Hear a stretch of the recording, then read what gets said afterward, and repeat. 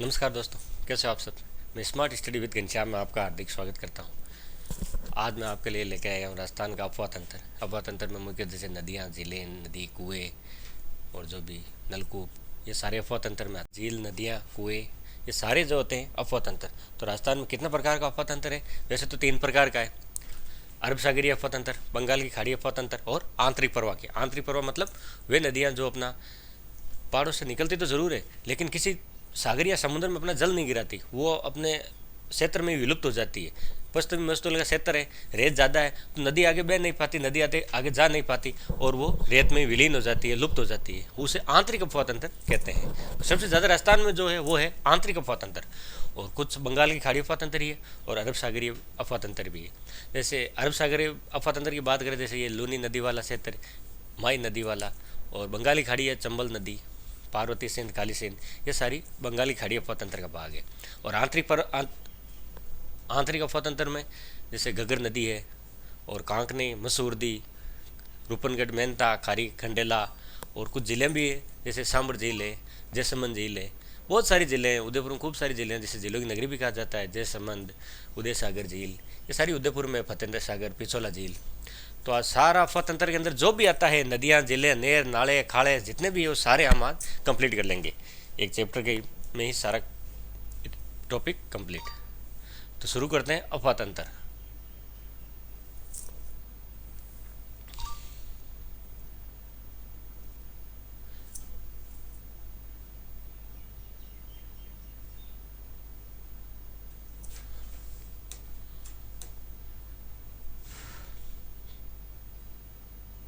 चलो ये ले लेते हैं आज राजस्थान का अफवाह तंत्र। अफवाह यानी जल, जल का जितना भी तंत्र है, नदी, नाले, जिले। तो सब परिभाषा पर देख लेते हैं। किसी नदी या निश्चित वाहिका द्वारा अपने साथ जल का परवाह करना या ले जाना अफवाह तंत्र अफवाह कहलाता है। तंत्र नहीं, अफवाह कहलाता है। तंत्र के अंदर नदियां, जिले सारी आ गई। और अफवाह तंत्र किसे कहते हैं? ये तो अफवाह किसी नदी या निश्चित वाहिका, चाहे वो नहर के माध्यम से हो, चाहे पाइपलाइन के माध्यम से, वाहन के द्वारा अपने साथ जल का परवाह करना अफवाह कहलाता है। ठीक है। और अफवाह तंत्र किसे कहते हैं? किसी नदी व उसकी सहायक नदियों द्वारा किसी क्षेत्र से जल को बहा कर ले जाना अफवाह तंत्र कहलाता है।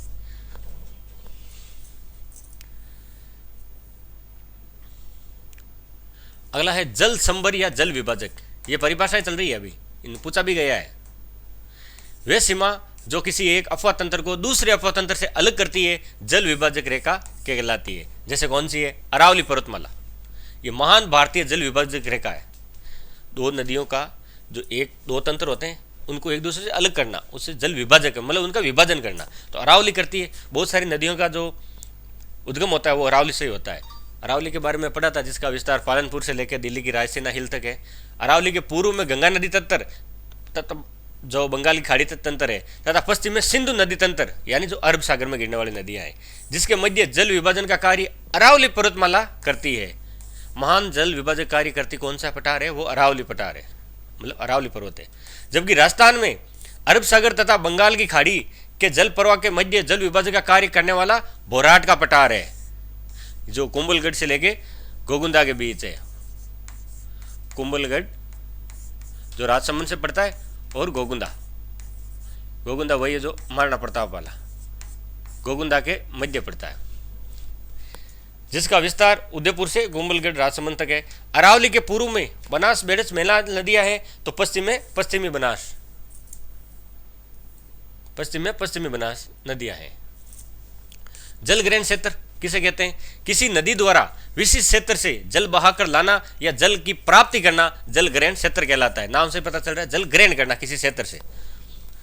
राजस्थान में जल ग्रहण की दृष्टि से नदियों का सही क्रम, इनको भाई ध्यान से देखना, ठीक है। ये पूछा भी गया और सबसे ज्यादा कंफ्यूजन ही इन्हीं में ही होता है। एक नंबर पे कौन सी है? वो है बनास। ये पूछ रहा है जल ग्रहण की दृष्टि से। एक नंबर पे बनास 24% जल लेती है, और पूर्णतः राजस्थान में बहने वाली सबसे लंबी नदी है जो पूर्णतः राजस्थान में बहती है। ये वही बनास है जिसे वन की आशा भी कहते हैं। बनास नदी जहां से बनास ताम्र युगीन सभ्यताएं हुई थी, गणेश्वर वगैरह, ये आहड़, सबसे लंबी नदी है राजस्थान बहने वाली, 480 किलोमीटर बहती है। दूसरी है लूणी, जो नागपाट से निकलती है और गुजरात के कच्छ के रण में विलुप्त हो जाती है। तीसरी है चंबल, जो राजस्थान में 84 से प्रवेश करती है और ये यमुना में मिल जाती है। ये बंगाल की खाड़ी की, ये राजस्थान की सबसे लंबी नदी है। जो पूर्णतः राजस्थान में बहती है वो तो है बनास, और राजस्थान में सबसे लंबी नदी कौन सी है, वो है चंबल। और अगली है माही। ये माही वही है जो यू आकार से आती है, कर्क रेखा है, ये मान लो कर्क रेखा, इसको 2 बार काटती है माही नदी। ठीक है, तो क्रम से देखा जाए तो पहली है बनास, दूसरी लूणी, तीसरी चंबल और चौथी माही। जल ग्रहण की दृष्टि से ध्यान रखना, अभी कंफ्यूजन मत होना, आगे और भी आएगी बातें कुछ।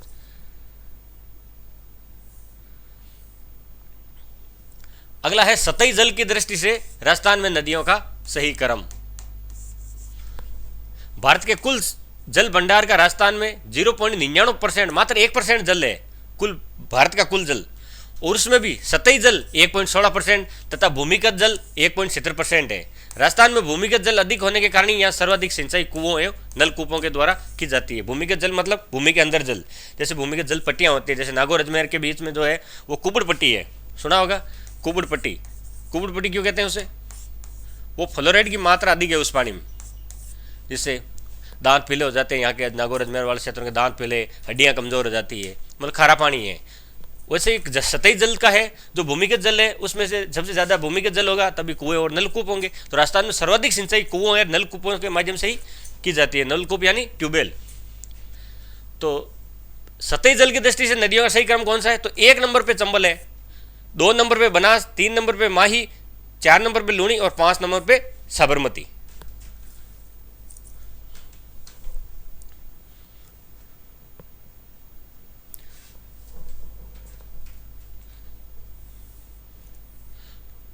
अगला है जल की उपयोगिता के आधार पर।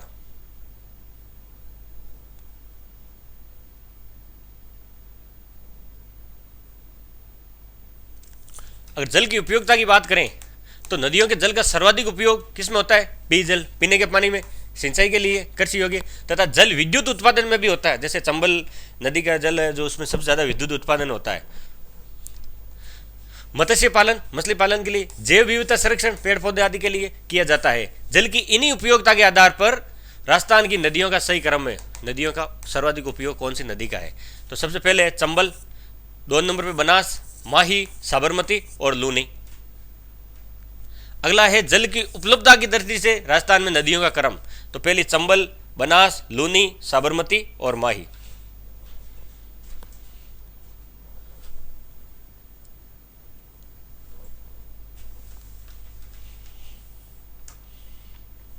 अब शुरू होता है राजस्थान का अफवाह तंत्र।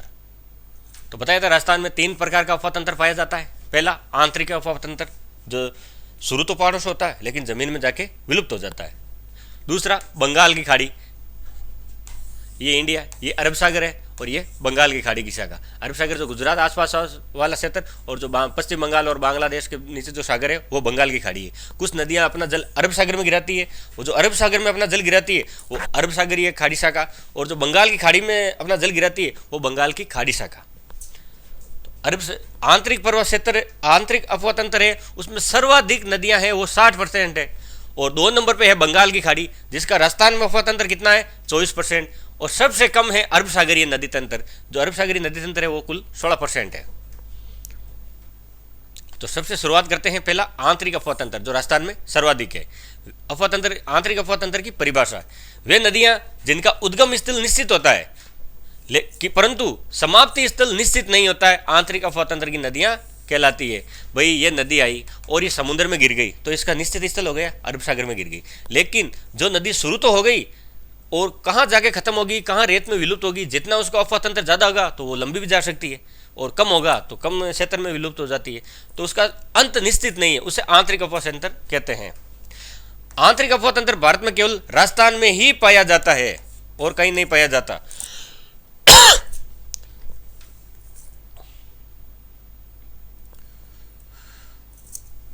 राजस्थान में सबसे बड़ा अफवाह तंत्र है आंतरिक अफवाह तंत्र, जो कुल आंतरिक अफवाह तंत्र का 60% हिस्सा है, आधे से भी ज्यादा।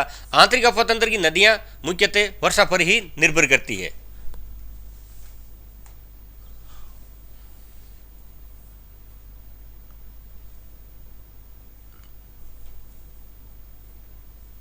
आंतरिक अफवाह तंत्र की प्रमुख प्रमुख नदियाँ कौन कौन सी है? घग्गर, ये घग्गर नदी वही है जो पाकिस्तान तक जाती है, गंगानगर हनुमानगढ़ में बहती है। दूसरा कांतली, सीकर झुंझुनू में, तोरावाटी क्षेत्र में। कांकने, ये जैसलमेर में बहती है। साबी, रूपारेल, रूपनगढ़, मेहता, ढूंढ, खंडेला, खारी, ये सारी नदियाँ जो सामर झील में अपना जल गिराती है। ये वो नदियाँ जो आंतरिक अफवातंत्र की है। इनमें यह ध्यान रखना है कि कौन सी नदी आंतरिक अफवातंत्र की है, कौन सी अरब सागरीय शाखा की है, कौन सी बंगाल की खाड़ी की शाखा की है। तो ये तो है आपके आंतरिक अफवातंत्र की प्रमुख नदियाँ।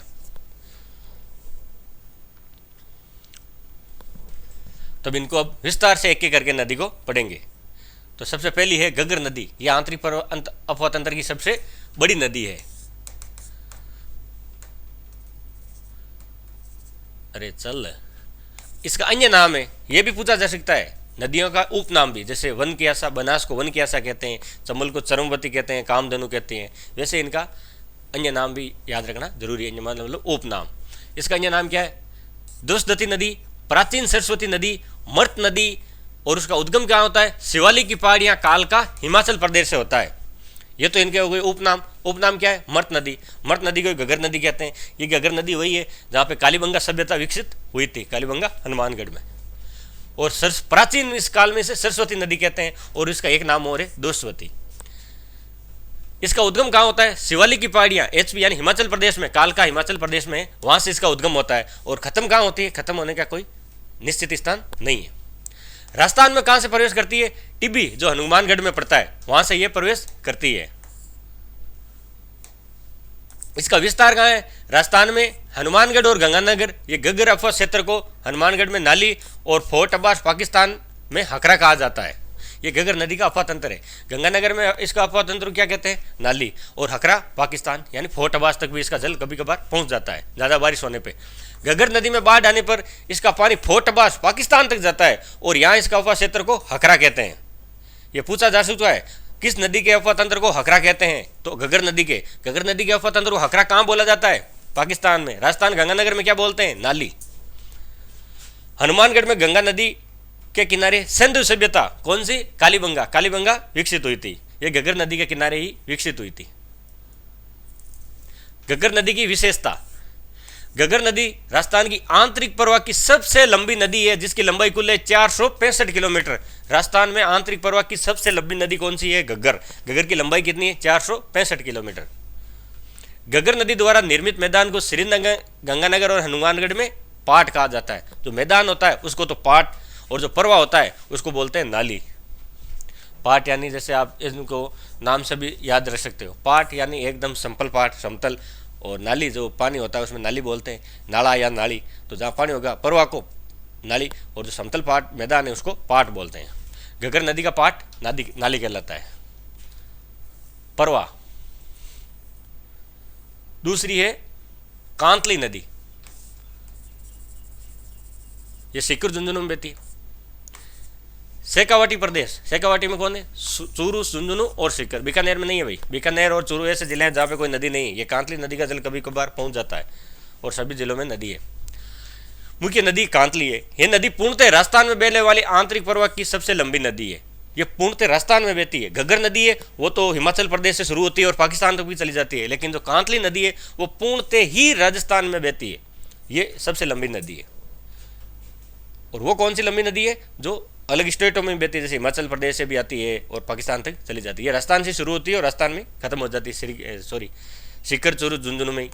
इसका उद्गम होता है खंडेला की पहाड़ियाँ जो सीकर में है, और सीकर, झुंझुनू, चूरू में बहती हुई जिले में प्रवेश कर रेतीली भूमि में विलुप्त हो जाती है। दोहरे हैं, दोहरे में विलुप्त हो जाती है। इसका प्रवाह क्षेत्र, कांतली नदी का प्रवाह क्षेत्र तोरावाटी कहलाता है, क्योंकि यहाँ तंवर राजपूतों का राज था, इसलिए इसे तोरावाटी कहता है।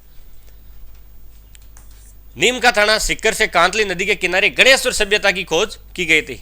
किसने की गणेश्वर सभ्यता की खोज? रतन चंद्र अग्रवाल ने।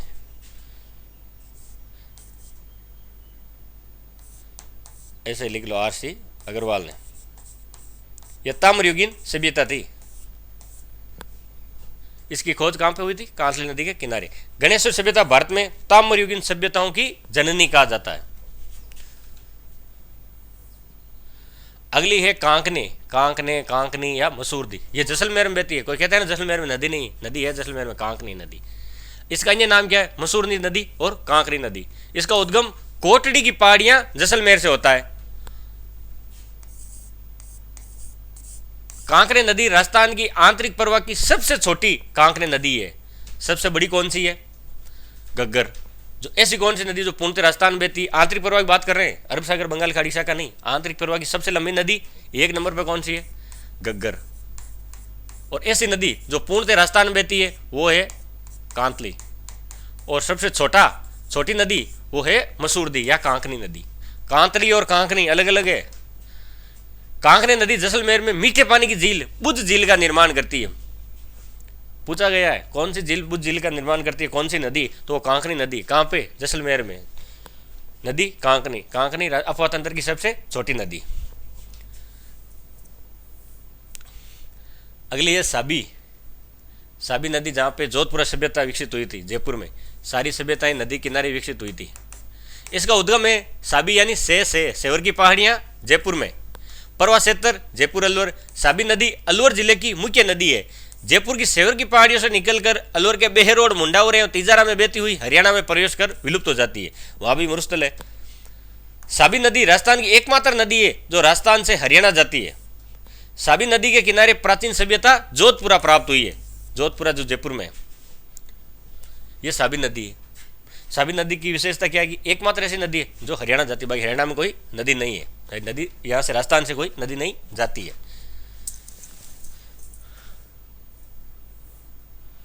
अगली है रूपारेल नदी।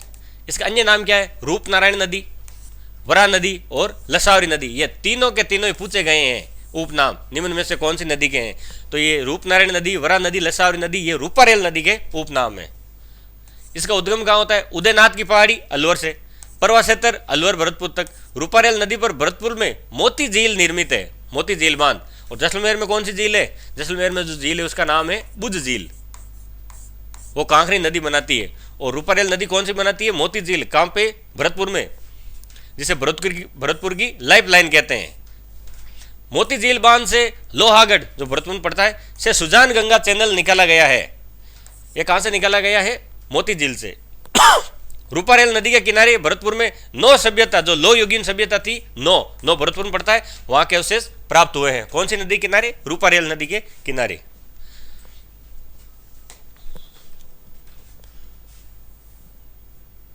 अगली है रूपनगढ़ नदी। इसका अन्य नाम क्या है? मद्दा, मेडा, मथाई, ये इन सारी नदियों के उपनाम। इसका उद्गम कहाँ है? मनोहरपुरा की पहाड़ियां जयपुर में। परवा क्षेत्र जयपुर में बहते हुए उत्तर की ओर सांबर झील में गिरती है। ये ध्यान रखना, पूछा भी गया है कौन सी नदी अपने सांबर झील में जल गिराती है। तो एक तो रूपनगढ़ हो गई, मेंथा, खारी, खंडेला, ये 4-5 नदियां हैं, इनको नाम याद कर लेना। अगली है मेंथा नदी।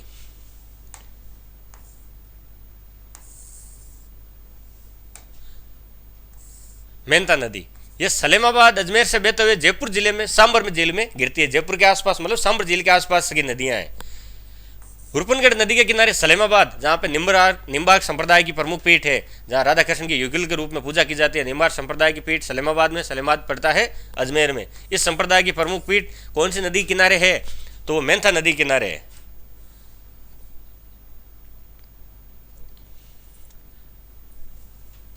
कुछ नोट करने इंपॉर्टेंट लाइन है।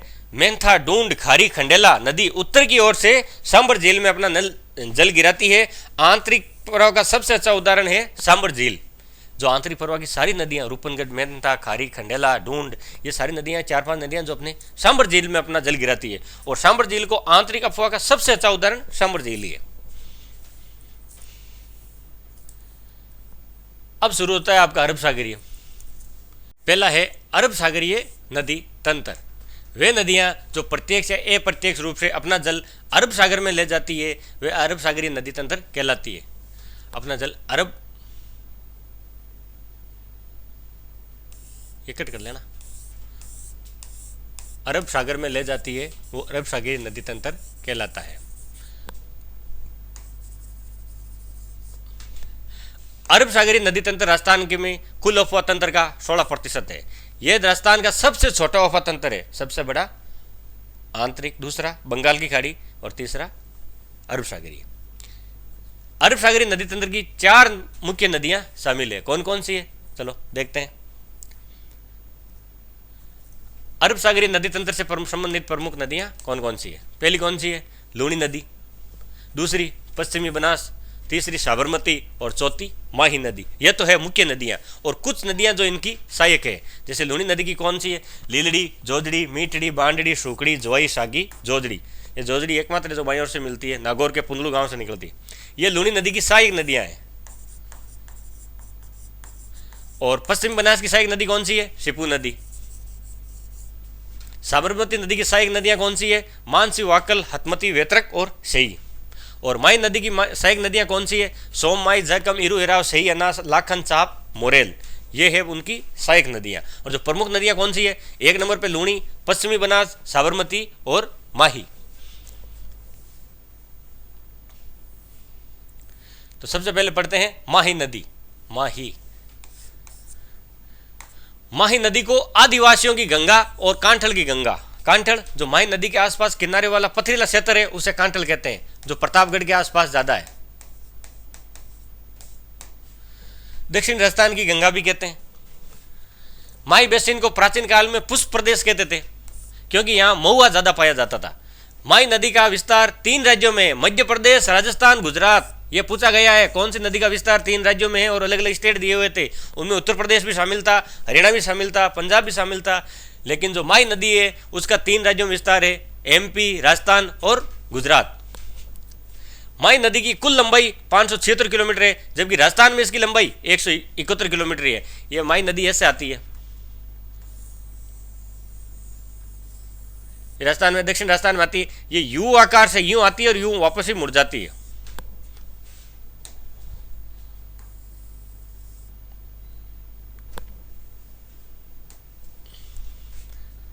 ये कर्क रहता है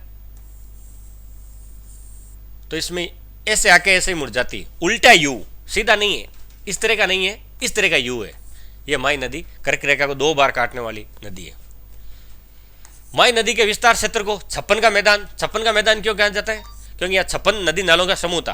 कांठल का मैदान, माही नदी का उद्गम धार मध्य प्रदेश राज्य में विंध्याचल पर्वत की मेहंद झील से होता है। मेहंद झील, धार मध्य प्रदेश का विंध्याचल पर्वत श्रेणी और झील मेहंद। राजस्थान में माही नदी खांदू गांव बांसवाड़ा से प्रवेश करती है। यहाँ से 23.5 डिग्री उत्तरी अक्षांश रेखा गुजरती है। दक्षिण राजस्थान में बांसवाड़ा और डूंगरपुर में बहते हुए माही नदी खंभात की घाटी जो गुजरात में पड़ती है वहां जाकर अपना जल गिराती है। कुल इसकी लंबाई कितनी है? 576। राजस्थान में 171। कहाँ इसका विस्तार क्षेत्र है? डूंगरपुर, बांसवाड़ा, प्रतापगढ़, इन जिलों में अपना जल गिराती है। उल्टे यू आकार की नदी है। यही वो नदी है जो कर्क रेखा को 2 बार काट। एक बार वापस इसका रिवीजन कर लो, साथ साथ याद जल्दी होता है। माही नदी को किस आदिवासियों की गंगा, कांठल की गंगा और दक्षिण राजस्थान की गंगा किस लिए कहते हैं? कि एक तो दक्षिण राजस्थान में बहती है और आदिवासी वहाँ आसपास आदिवासी क्षेत्र ज़्यादा रहता है। वो माही नदी के किनारे बेणेश्वर जो आदिवासियों का कुंभ लगता है वो माही नदी में ही लगता है। माही बेसिन को प्राचीन काल में पुष्प प्रदेश कहते थे, क्योंकि यहाँ महुआ ज्यादा पाया जाता था। इसका विस्तार 3 राज्य हैं, एमपी, राजस्थान, गुजरात में। कुल लंबाई 576, राजस्थान में 171 किलोमीटर। माही नदी के विस्तार क्षेत्र को छप्पन का मैदान और कांठल का मैदान भी कहते हैं। छप्पन का मैदान किस लिए कहते हैं? क्योंकि आसपास के 56 गांवों में नदी नालों में माही नदी का विस्तार था। और कांठल का मैदान, माही नदी के जो किनारे थे वो पथरीला कटाफटा क्षेत्र था, प्रतापगढ़ में ज्यादा है, उसे कांठल का मैदान कहते हैं। माही नदी का उद्गम धार मध्य प्रदेश में विंध्याचल पर्वत होता है, उसकी एक झील है मेहंद झील, वहां से होता है। और राजस्थान में माही नदी खांदू गांव बांसवाड़ा से प्रवेश करती है, जहां से 23.5 डिग्री उत्तरी अक्षांश रेखा गुजरती है। दक्षिणी राजस्थान में बांसवाड़ा और डूंगरपुर में बहते हुए माही नदी खंभात की खाड़ी जो गुजरात में वहां पे अपना जल गिराती है। अब कुछ माही नदी की विशेषताएं। माही नदी की क्या विशेषताएं हैं? माही नदी कर्क रेखा जो 23.5 डिग्री उत्तरी अक्षांश, उसे कर्क रेखा कहते हैं। उनको 2 बार काटती है, मतलब ऐसे आके ऐसे आती है। ये कर्क रेखा है तो एक बार तो यहां से कट गई, दूसरी बार वापस जाते समय ये अंग्रेजी के उल्टे यू का निर्माण करती है, ऐसे यू। राजस्थान की एकमात्र नदी जो दक्षिण से प्रवेश करती है तथा दक्षिण में ही वापस समाप्त हो जाती है। यहीं से राजस्थान में दक्षिण राजस्थान की तरफ से ही राजस्थान प्रवेश करती है और वापस दक्षिण राजस्थान की तरफ ही गुजरात की ओर चली जाती है। बेणेश्वर जो डूंगरपुर में माही नदी तीन नदियों के संगम से बेणेश्वर बनता है, सोम, माई और जाकम, वो बनता है डूंगरपुर में। ये माई नदी सोम जाकम के साथ मिलकर त्रिवेणी संगम बनाती है, जहाँ प्रत्येक वर्ष माघ पूर्णिमा को बेणेश्वर मेला बढ़ता है, जिसे आदिवासियों का कुंभ कहते हैं। बेणेश्वर कहाँ है? डूंगरपुर में। नोट, और कौन सी नदियाँ जो रेखाओं का काटती है? माई नदी किसे काटती है? कर्क रेखा। कांगो जाहिर नदी ये भूमध्य रेखा को, तथा लिम्पोपो नदी ये मकर रेखा को काटती है, ये दो दो बार काटती है।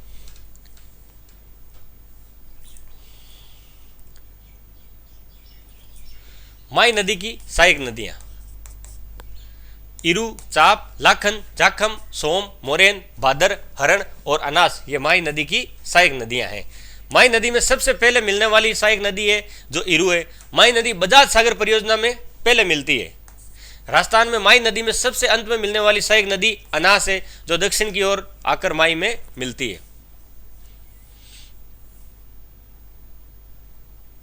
अगली है जाखम। ये वही जाकम नदी है जहाँ पे जाकम बांध बना हुआ है प्रतापगढ़ में, 81 मीटर जिसकी हाइट है। माई नदी की मुख्य सहायक नदी है जाकम, जो भंवर माता की पहाड़ियाँ जाखिया ग्राम प्रतापगढ़ से होता है इसका उद्गम, और ये बेणेश्वर डूंगरपुर में आकर माई नदी में मिल जाती है, जहाँ पे त्रिवेणी संगम होता है। शुरू कहाँ से होती है? भंवर माता की पहाड़ियाँ प्रतापगढ़ से। खत्म कहाँ होती है? डूंगरपुर में, जहाँ पे जो बेणेश्वर मेला बढ़ता है, त्रिवेणी संगम होता है सोम, माई, जाकम का। वहाँ पे माई भी मिलती है, सोम भी मिलती है और जाकम भी मिलती है, और इन मिलने के बाद माई नदी में शामिल हो जाती है और माई नदी वापस गुजरात की ओर चली जाती है। ये तीनों मिलकर त्रिवेणी संगम बनाती है, जहाँ बेणेश्वर मेला लगता है, जिसे आदिवासियों का कुंभ कहते हैं। सरमई तथा करमई जाकम की सहायक नदियाँ हैं। करमई नदी जाकम से प्रतापगढ़ में मिलती है, यहाँ से जाकम बांध बना हुआ है, तथा सरमई नदी भी प्रतापगढ़ से जाकम नदी से मिलती है, जहाँ सीता माता अभ्यारण्य है। सीता माता अभ्यारण्य प्रतापगढ़ में। अगली है सोम, जो बीच मेढ़ा की पहाड़ियों से निकलती है। सोम, इसका उद्गम कहाँ होता है? बीच मेढ़ा की पहाड़ियाँ ऋषभदेव उदयपुर से होता है, और ये बेणेश्वर डूंगरपुर में आकर माई नदी में मिल जाती है।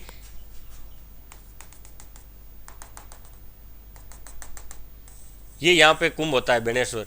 ये तो हो गई सोम, ये माही और ये जाखम, ये तीनों ही मिलती है यहाँ पे बेणेश्वर डूंगरपुर में।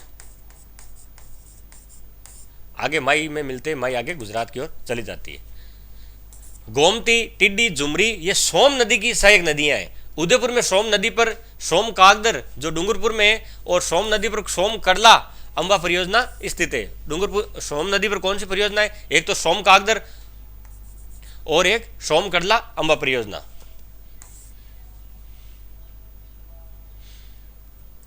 अगली है इरू नदी।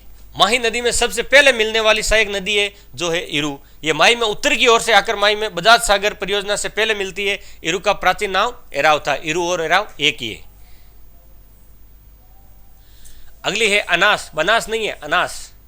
राजस्थान में माई नदी में सबसे अंत में मिलने वाली सहायक नदी कौन सी है?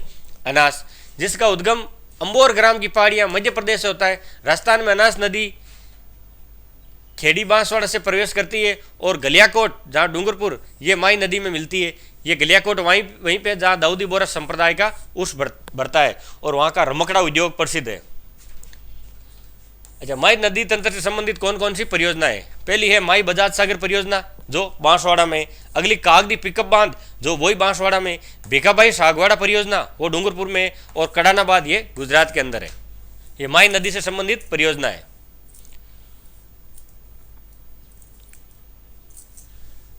तो पहली है माई बजाज सागर परियोजना।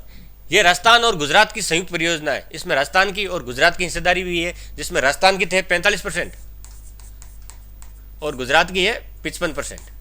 सबसे ज़्यादा गुजरात की हिस्सेदारी है।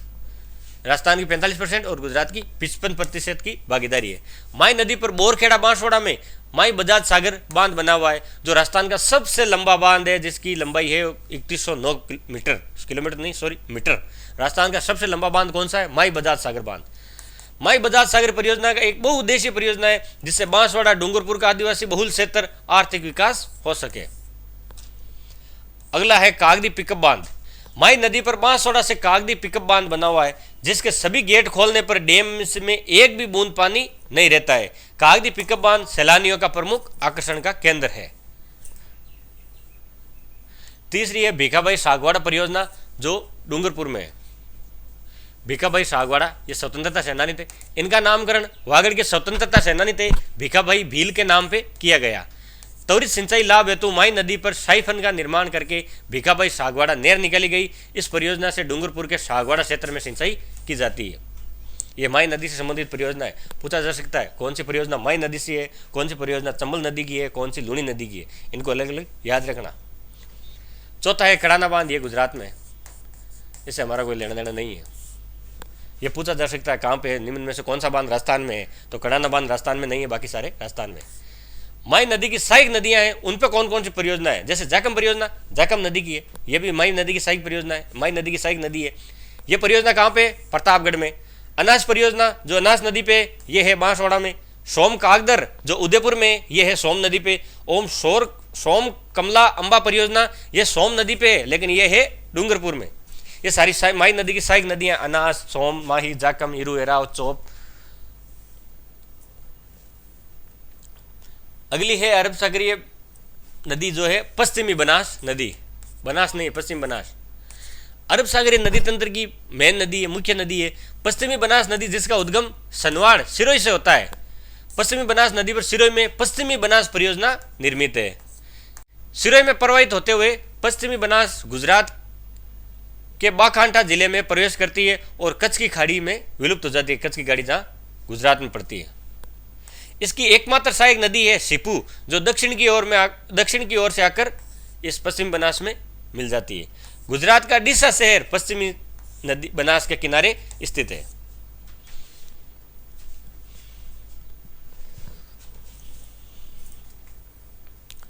अगली है साबरमती। ये ऐसी नदी है जिसका उद्गम तो राजस्थान से होता है, लेकिन बहती गुजरात में।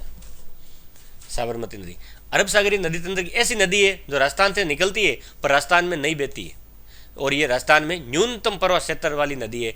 साबरमती का उद्गम कहाँ होता है, अरावली की पहाड़ियाँ, जाडोल, उदयपुर से होता है इसका उद्गम, और समाप्ति खंबात की खाड़ी जो गुजरात में वहीं होता है। इसकी कुल लंबाई 320 किलोमीटर है, लेकिन राजस्थान में मात्र ये 28 किलोमीटर बहती है। उदयपुर से उद्गम होता है और गुजरात में इसका अफवाह है सबसे ज्यादा है, सबसे कम अफवाह है वो राजस्थान में। मानसी, वाकल, सही, हतमती और वेत्रक ये साबरमती की सहायक नदियां हैं। मानसी, वाकल, सही, हतमती और वेत्रक।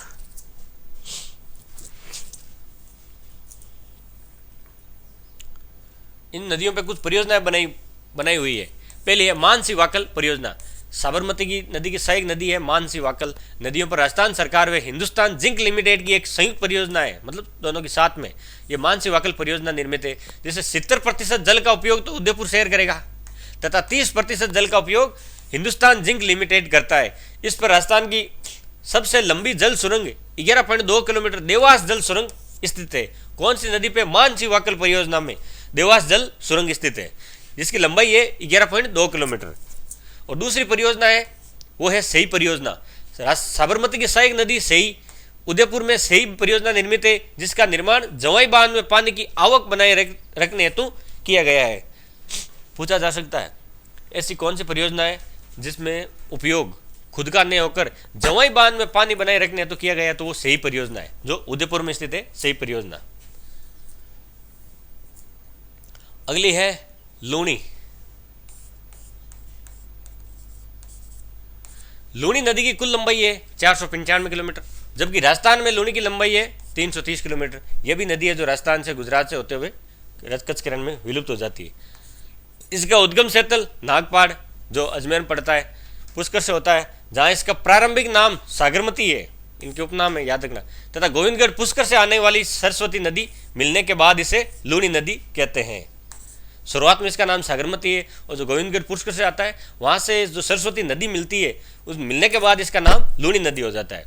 अजमेर के नागपाड़ से निकलकर कहाँ कहाँ जाती है, नागौर, पाली, जोधपुर, बाड़मेर तथा जालोर के अर्ध शुष्क क्षेत्र जो पूर्ण मस्तूरी क्षेत्र नहीं है, वहाँ से बहकर गुजरात के कच्छ का रण में लूणी नदी विलुप्त हो जाती है। इस नदी की एक खास बात है, ये आधी खारी और आधी मीठी। अगर पुष्कर के नागपाड़ से इसका उद्गम होता है, पुष्कर में ज़्यादा बारिश होगी तो बाढ़ कहाँ आएगी, बालोतरा जो बाड़मेर पड़ता है। पुष्कर में ज़्यादा बारिश होगी तो लूणी नदी से बाढ़ आएगी बालोतरा में। और आधी खारी आधी मीठी क्यों होती है, क्योंकि बालोतरा के बाद इसका जल खारा हो जाता है, उससे पहले इसका जल मीठा होता है।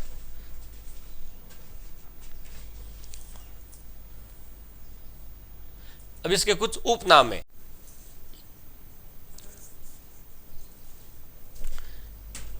इसके कुछ उपनाम है जिसे वैदिक साहित्य में कहते हैं मरुदौदा, कालिदास में अंत्य सलीला, प्रारंभिक नाम इसका सागरमती अजमेर से होता है, और लवणवती लूणी नदी, लवण की मात्रा अधिक होने के कारण इसको लवणवती कहते हैं, लवण यानी लूणी नमक। आधी खारी आधी मीठी, क्योंकि बालोतरा बाड़मेर तक तो लूणी नदी का पानी मीठा रहता है, उसके बाद लूणी नदी में लवणता की मात्रा बढ़ जाती है, उसके बाद खारी हो जाती है, इसलिए उसको लूणी कहती है। जैसे नमक हरा होता है, नमक का पर्यायवाची होता है लूण, लूणी, ये नमक का पर्यायवाची है। अब कुछ लूणी नदी की विशेषताएं, क्या क्या इसकी विशेषताएं हैं।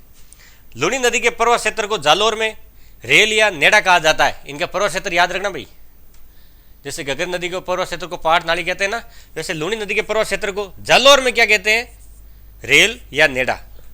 राजस्थान का प्राचीनतम पशु मेला मल्लीनाथ जो बाड़मेर तिलवाड़ा में बढ़ता है, वो लूणी नदी के किनारे ही बढ़ता है, और वहीं से तिलवाड़ा सभ्यता भी विकसित हुई थी। अजमेर में अधिक वर्षा अतिवृष्टि होने पर बाड़मेर के बालोतरा में लूणी नदी में बाढ़ आ जाती है। अजमेर में ज्यादा बारिश होगी तो बाढ़ कहां आएगी, बालोतरा में, जो 2006 में आई थी। वर्तमान में लूणी नदी रंगाई छपाई उद्योग से निकलने वाले रसायन से युक्त से कारण लूणी नदी प्रदूषित हो रही है।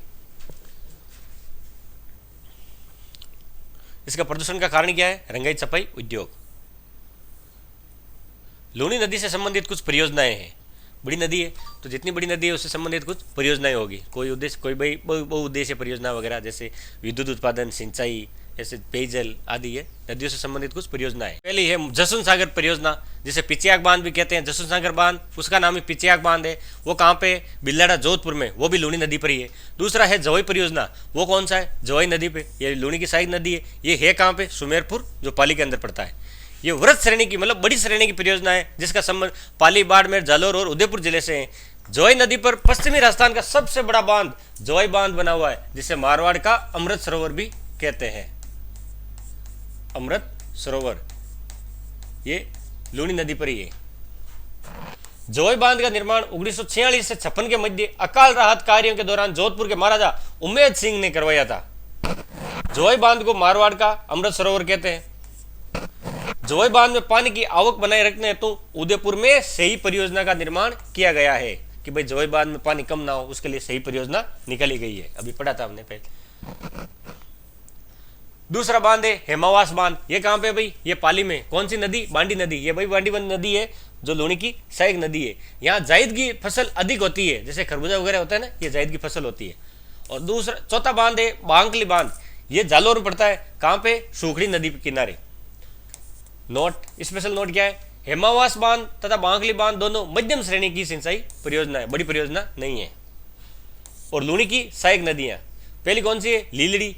ये लूणी में मिलने वाली पहली सहायक नदी है। ये कहां से मिलती है, ये सोजत पाली से मिलती है।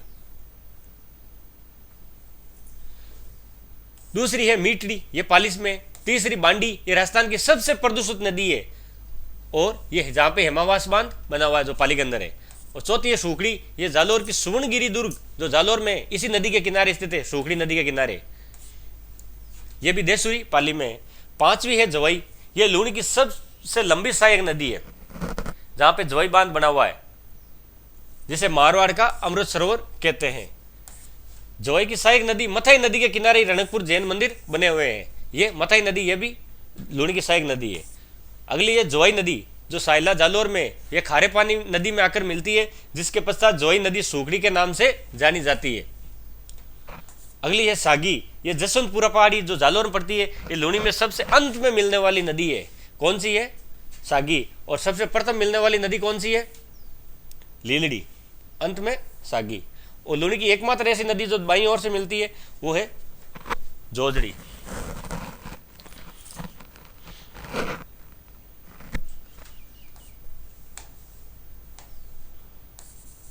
जोजड़ी लूणी की एकमात्र ऐसी सहायक नदी जो लूणी नदी में दाईं ओर से आकर मिलती है, और जिसका उद्गम अरावली की पहाड़ी से नहीं होता है।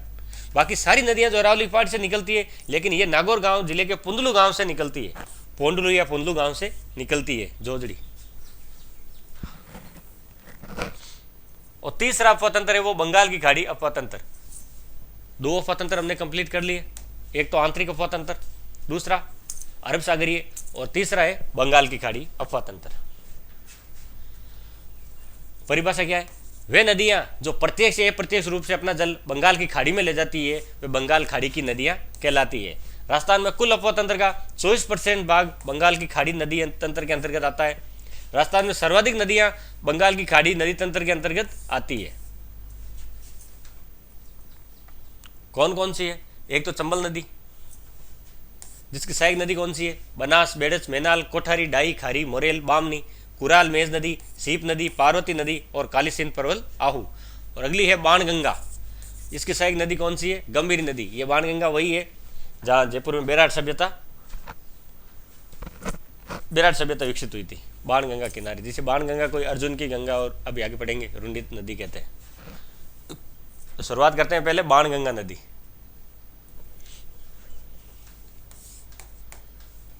इसका अन्य नाम क्या है? अर्जुन की गंगा, रुंडित नदी, ताड़ा नदी। बाण नदी का उद्गम बेराट की पहाड़ियां जयपुर से होता है। बेराट का प्राचीन नाम विराटनगर था, जो कि मत्स्य जनपद की राजधानी था, जहां से महाभारतकालीन तथा मौर्यकालीन अवशेष प्राप्त हुए। ये इतिहास में सभ्यताएं पढ़ेंगे, उनके बारे में विस्तार चर्चा करेंगे। बाणगंगा नदी के किनारे बेराट सभ्यता विकसित हुई, जो लो युगीन सभ्यता थी।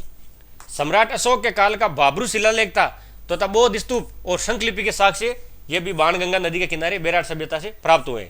बाणगंगा नदी का पर्वत क्षेत्र कौन सा है? जयपुर, दौसा और भरतपुर। भरतपुर में बाणगंगा नदी यमुना नदी में मिल जाती है, जो आगरा उत्तर प्रदेश में मिलती है। भरतपुर में बाणगंगा नदी की सहायक नदी कौन सी है? गंभीर नदी। और अजान बांध निर्मित है, कौन सी नदी पे? गंभीर नदी पे। अजान बांध है कहां पे? भरतपुर में। जैसे भरतपुर जिले की पेयजल सुविधा होती है किस बांध से? अजान बांध से। केवलादेव घना पक्षी विहार भी उसको भी पेयजल आपूर्ति अजान बांध से ही होती है।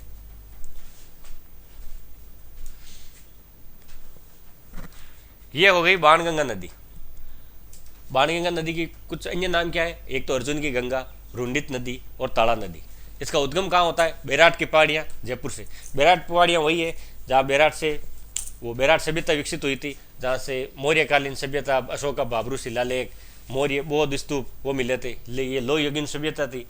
बेराट की खोज किसने की सभ्यता की? दयाराम सारनी ने। इसका पर्वत क्षेत्र कौन कौन सा है बाणगंगा का? जयपुर, दौसा, भरतपुर। और भरतपुर से बाणगंगा नदी यमुना नदी में मिल जाती है, और भरतपुर में ही अजान बांध बना हुआ है, जिससे वहाँ के लोगों को पेयजल की आपूर्ति होती है पूरे भरतपुर को। और वहाँ से केवलादेव जो घना पक्षी विहार है उसको भी पेयजल आपूर्ति अजान बांध से ही होती है। अगली आ गई चंबल। बंगाल की खाड़ी नदी तंत्र की सबसे मुख्य नदी है चंबल, जिसे डाकुओं की शरण स्थली कहा जाता है। यह नदी के कटाव की वजह से वहाँ के आसपास के क्षेत्र में ये 3 स्टेट में बहती है, राजस्थान, मध्य प्रदेश और उत्तर प्रदेश। 3 स्टेट में बहती हुई वहाँ जो आसपास के कटाव करती हुई वहाँ पे जो घाटियाँ बना देती है, उन घाटियों को आम भाषा में वहाँ के लोग बीहड़ कहते हैं। ये वही बीहड़ है जहाँ पे कुछ अब तो नहीं है, पुराने समय में डकैत पना लेते थे, डकैत रहते थे। और अभी तो सरकार ने काफ़ी अभियान चला दिया जिसे डकैत विहीन कर दिया। और चंबल नदी ऐसी नदी है, कहते हैं इसका जल पीने वाले ही ज़्यादा क्रोधित ज़्यादा होते हैं। तो धौलपुर, करौली आसपास के जो क्षेत्र वाले हैं वहाँ पे डकैत ज़्यादा पनपते हैं। यही कारण है वहाँ का डकैत पनपने का, क्योंकि लूणी नदी का जल ही तामसिक है, ये कहा जाता है। वैसे तो नदी कोई भी हो, इसमें माँ का दर्जा दिया हुआ है। इसका नाम क्या है? चरमवती नदी भी कहते हैं इसे। ये राजस्थान की कामधेनु भी कहते हैं। चंबल नदी का उद्गम कहाँ होता है? जाना पाव की पहाड़ी, मध्य प्रदेश से। और राजस्थान में कहाँ से प्रवेश करती है? चौरियासीगढ़, चित्तौड़ से। राजस्थान में चंबल नदी चौरियासीगढ़, चित्तौड़ से प्रवेश करती है और 6 जिलों में प्रवाहित होती हुई मुरादगंज, इटावा उत्तर प्रदेश, यमुना नदी में मिल जाती है।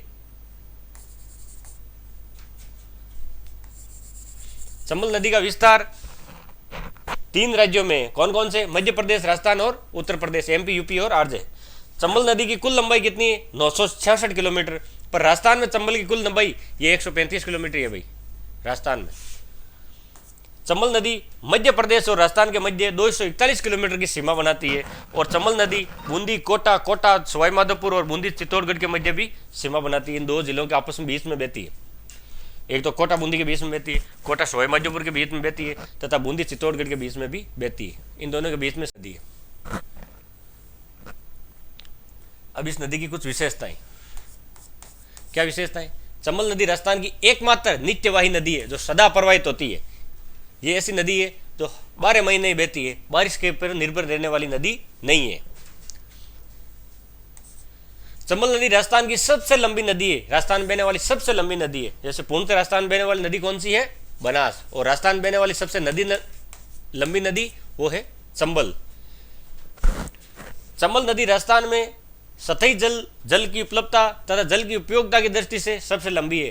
3 चीजों में आगे है। कौन कौन सी? एक तो सतही जल, दूसरा जल की उपलब्धता और तीसरा जल की उपयोगिता। इन तीनों में जो 1 नंबर पे आती है वो है चंबल, क्योंकि राजस्थान में सर्वाधिक नदियां चंबल नदी तंत्र के अंतर्गत ही आती है। अगला है चंबल नदी पर चित्तौड़ में राजस्थान का सबसे ऊंचा जलप्रपात चूलिया जलप्रपात है, जो चित्तौड़ में है। कौन सी नदी पे? चंबल नदी पे।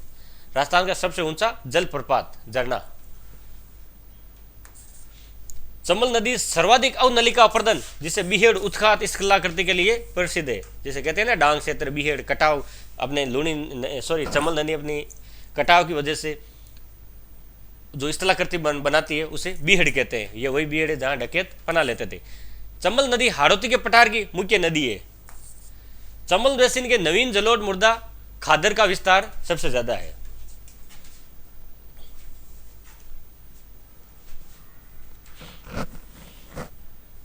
अब कुछ है चंबल नदी से संबंधित परियोजनाएं। कौन कौन सी परियोजनाएं? एक तो है चंबल नदी घाटी परियोजना। ये एक बहुउद्देशीय परियोजना है जिसमें सिंचाई तथा विद्युत उत्पादन प्राथमिक उद्देश्य है। ये राजस्थान तथा मध्य प्रदेश की संयुक्त परियोजना है। जो माई बजाज सागर परियोजना थी वो राजस्थान गुजरात, कौन सी है? ये राजस्थान और मध्य प्रदेश की संयुक्त परियोजना है। ये भी 3 राज्यों में बहती है, वो भी 3 राज्यों में बहती थी नदी, जिससे दोनों की 50-50 है। और उसमें कितना था? उसमें 45-50 था, 45-55, और इसमें 50-50% की हिस्सेदारी है। प्रथम योजना काल में ही चंबल नदी घाटी परियोजना को 3 चरणों में पूरा किया गया। पहले चरण में क्या था? गांधी सागर बांध। दूसरा कोटा बैराज बांध, जो कोटा में पेयजल और सिंचाई की सुविधा उपलब्ध करवाता है। और जो द्वितीय चरण में क्या किया गया था चंबल नदी पे? वो राणा प्रताप सागर बांध, जो चित्तौड़ में, राउत भाटा चित्तौड़ में, वहां से विद्युत उत्पादन भी होता है। और तृतीय चरण में क्या किया गया था? जवाहर सागर बांध, जो बोरावास कोटा के अंदर है। ये 3 चरण याद रखना। नदी पे यह भी पूछा जा सकता है क्रम से बांध कौन कौन से हैं। तो पहला है गांधी, दूसरा कोटा, तीसरा राणा प्रताप सागर और चौथा जवाहर। इसका एक ट्रिक भी है, ट्रिक याद कर लो आप। गांधी का राज, गांधी का मतलब गांधी सागर बांध, का मतलब कोटा सागर, राम मतलब राणा प्रताप सागर और जय मतलब जवाहर सागर। गांधी का राज।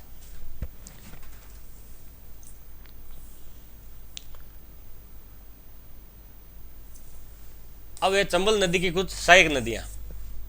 पहली है पश्चिमी बनार, जो बाईं ओर से मिलती है। तो पश्चिम बनास के अंदर पश्चिम की ओर जो बाईं ओर से है वहां से मिलती है बामनी, कुराल और बनास। और जो पूर्व में है जो दाईं ओर से मिलती है वो पार्वती, कुनेर, कालीसिंध, सीप और परवन। ये चंबल नदी की सहायक नदियां हैं। बामनी नदी, जिसे ब्रह्माणी नदी भी कहते हैं, बामनी नदी का उद्गम हरिपुरा की पहाड़ियां चित्तौड़गढ़ से होता है। और ये भैंसरोडगढ़ जो चित्तौड़गढ़ पड़ता है वहां से चंबल में मिलती है। चंबल और बामनी के संगम पर भैंसरोडगढ़ दुर्ग स्थित है। ये जल दुर्ग है। राजस्थान की ओर से चंबल में नदी में सबसे पहले मिलने वाली नदी बामनी है।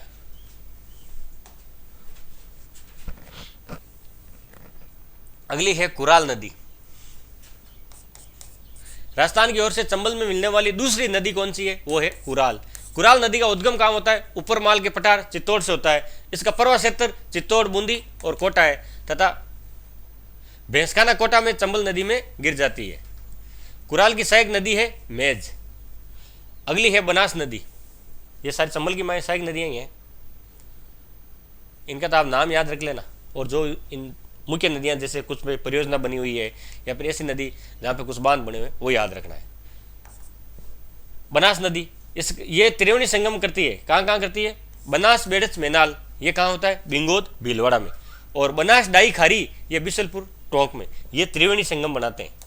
और सोम माई जाकम वो बेनेश्वर में,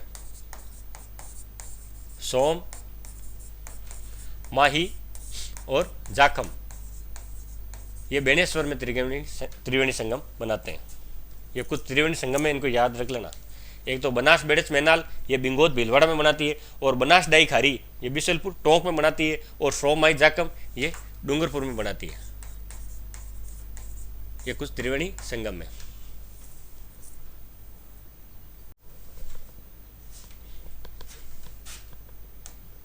बनास नदी, बनास नदी को वन की आशा भी कहा जाता है। बनास नदी पूर्णतः राजस्थान में बहने वाली सबसे लंबी नदी है, जिसकी लंबाई 480 किलोमीटर है। बनास नदी का उद्गम क्षेत्र है खमनोर की पहाड़ियां। खमनोर की पहाड़ियां कहाँ पड़ती है? राजसमंद में। तथा ये 6 जिलों से प्रवाहित होते हुए रामेश्वर जो सवाई माधोपुर में पड़ता है वहां चंबल नदी में मिल जाती है। बनास बेसिन का विस्तार 6 जिलों में राजसमंद, चित्तौड़, भीलवाड़ा, अजमेर, टोंक, सवाई माधोपुर। और बनास बेसिन में लाल पीली मृदा पाई जाती, उसका सबसे ज्यादा विस्तार है। बनास, बेड़च, मेलाल, कोठारी, डाई खारी, मोरेल आदि बनास की सहायक नदियां हैं। और बनास खुद भी चंबल की एक सहायक नदी है।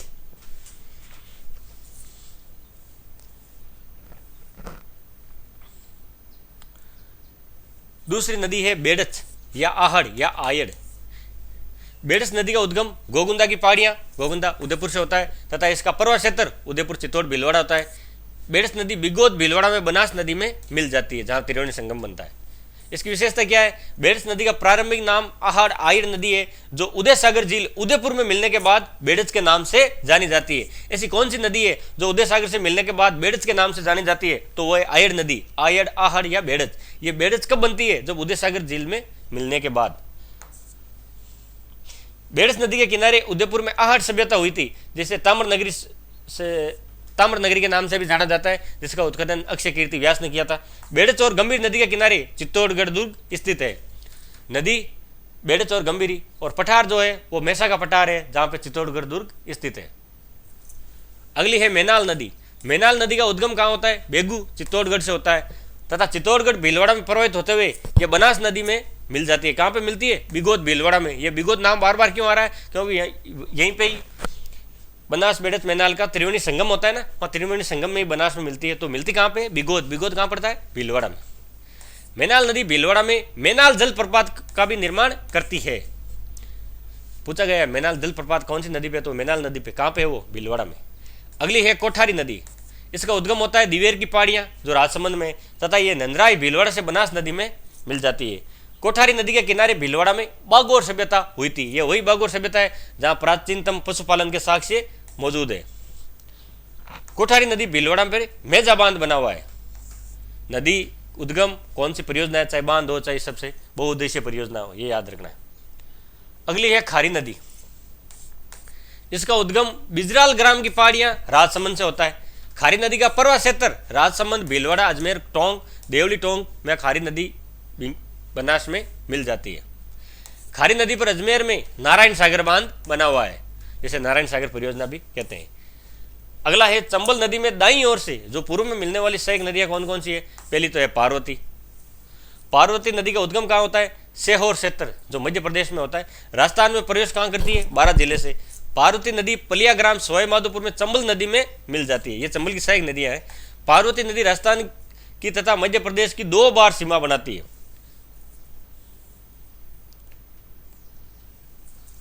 अगली है काली सिंध नदी। काली सिंध नदी का उद्गम होता है बागली ग्राम की पहाड़ियां, मध्य प्रदेश से होता है।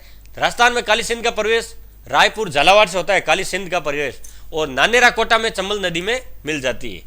आहू तथा परवन काली नदी की सहायक नदियां हैं। काली सिंध तथा आहू के संगम 12 की सीमा बनाती है। काली सिंध तथा आहू के संगम पर झालावाड़ में गागरोन दुर्ग है। ये वही गागरोन दुर्ग है जिसे जल दुर्ग की संज्ञा दी गई है, जो यूनेस्को की विश्व धरोहर सूची में शामिल भी है। परवन नदी के किनारे 12 जिले में शेरगढ़ दुर्ग स्थित है। शेरगढ़ दुर्ग कहाँ पे? परवन नदी के किनारे। ये गागरोन दुर्ग वो है काली सिंध के किनारे। और गंभीरी तथा उसके चित्तौड़गढ़ दुर्ग वहां पे स्थित है। गंभीरी तथा बेड़च नदी के किनारे, वो मैसा के पठार पर स्थित है। ये जल दुर्ग की श्रेणी में आता है। कौन सा?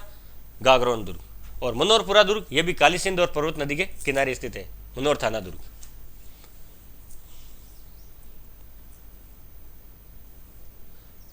अब अगला है जल संरक्षण। नदी तंत्र तो आपका कंप्लीट हो गया, अरब सागरी पढ़ लिया, बंगाल की खाड़ी पढ़ लिया और आंतरिक अफवाह तंत्र भी पढ़ लिया। अब जल संरक्षण, जल मतलब संरक्षण यानी बचाना, जल इकट्ठा करना।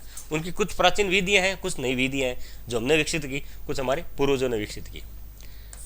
जल संसाधनों का योजनाबद्ध समुचित विवेकपूर्ण उपयोग करना ताकि भविष्य के लिए जल को सुरक्षित रखा जा सके।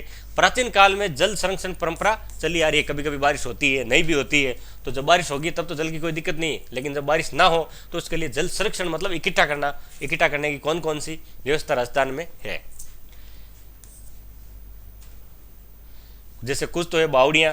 कौटिल्य की पुस्तक में जल प्रबंधन का उल्लेख भी मिलता है। चंद्रगुप्त मौर्य ने जूनागढ़ शिलालेख में सुदर्शन झील का निर्माण की भी करवाया था। इस झीलों का इसलिए निर्माण करवाया गया था, यह तालाब, झील, नदी, बावड़ी, नहर, नाले, इनका निर्माण का एक ही मुख्य उद्देश्य था कि जल का संरक्षण किया जा सके। राजस्थान में जल भंडार का भारत के कुल जल भंडार का 1% है, यह भी बताया था पहले, जिनमें सतही जल कितना है 1.16 और भूमिगत जल 1.70। ये वर्षा के जल के रूप में होता है, ये नदी, तालाब और झीलों के रूप में होता है। राजस्थान में जल संरक्षण दो तरीके हैं, एक तो परंपरागत और दूसरा है आधुनिक।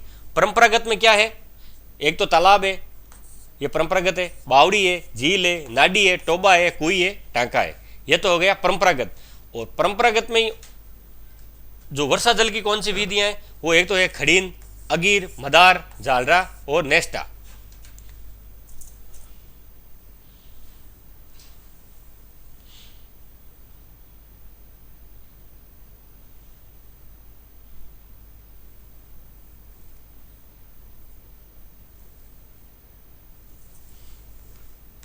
इनको पढ़ते हैं, जैसे आगोर या पायतन, ये इनकी परिभाषा है। जैसे कुछ ऐसे नाम है जो क्षेत्र विशेष के नाम से जाना जाता है, जैसे खड़ीन जैसलमेर में कहा जाता है, कईयों को होद कहते हैं, कईयों को टांका कहता है, ऐसे अलग अलग नाम है। तो कई बार पूछ भी लिया जाता है नहीं उनमें से किसे क्या कहते हैं, तो हम आज उनकी परिभाषाएं इनके शब्द पारिभाषिक शब्दावली है। अगोर पायतन किसे कहते हैं, घरों में वर्षा जल संग्रहण हेतु बनाया गया छोटा आंगन आगोर या पायतन कहलाता है। ये घरों में बनाया जाता है। ये एक वर्षा जल संरक्षण की विधि है। ये ज़्यादातर ग्रामीण क्षेत्रों में होते हैं। ये पश्चिमी राजस्थान में देखने को मिलते हैं, वहाँ पे बारिश कम होती है, तो रेतीले दौरों में तो कुछ बना सकते नहीं, पानी ठहरता नहीं, तो घरों में ही कुछ आंगन वगैरह लीप के या सीमेंट वगैरह डाल के बना दिए जाते हैं, जिसे आगोर या पायतन कहते हैं। अगला है मदार। ये आगोर एवं पायतन का ही विस्तृत मतलब बड़ा रूप है, उसे कहते हैं मदार। ये भी वर्षा जल संरक्षण के लिए बनाया जाता है। मदार वर्षा जल संरक्षण की विधि राजस्थान का इसका विकास पश्चिमी राजस्थान के ग्रामीण क्षेत्रों में देखने में मिलता है। यह भी पश्चिमी राजस्थान में अगोर, मदार, पायतन। अगला है खड़ीन। यह सबसे बड़ी जल संरक्षण विधि है जो जैसलमेर के अंदर प्रचलित है। बालिका स्तूप यानी दोरे, उनके मध्य वर्षा जल इकट्ठा करने हेतु एनीकट को खड़ीन कहते हैं। तो दोरे के बीच में जो झीलें बन जाती है उनको खड़ीन कहते हैं। भारत में विशेष प्रकार की कृषि खड़ीन का संबंध राजस्थान के पश्चिमी राजस्थान के जैसलमेर जिले से है। 15वीं शताब्दी में जैसलमेर में जो पालीवाल ब्राह्मण है उनके द्वारा इस जल संरक्षण की तकनीक का इजाद किया गया था। किसने किया? पालीवाल ब्राह्मण। ये वही पालीवाल ब्राह्मण है जो कुलधरा गांव को छोड़ के चले गए थे। कुलधरा गांव एक वहाँ का शासक था, उसके अत्याचारों से परेशान होकर इन्होंने छोड़ दिया था, और जो इन्होंने खड़ीन तकनीक बनाई गई थी वो पालीवाल ब्राह्मणों के द्वारा ही बनाई गई थी।